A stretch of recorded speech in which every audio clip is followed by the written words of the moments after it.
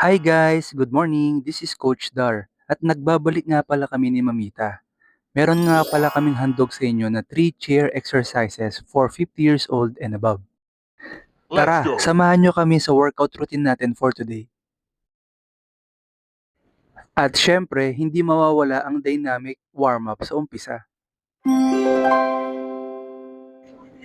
Exercise number 1, seated alternate toe touches.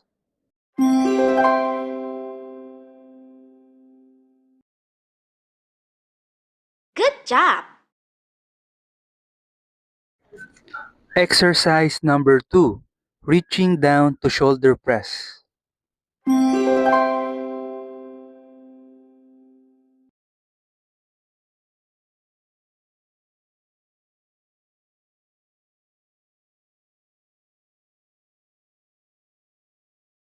Good job!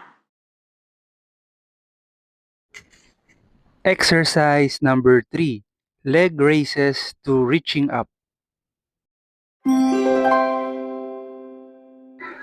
Kung sinasabayan niyo po kami hanggang ngayon, wag po kayong susuko, tuloy-tuloy lang.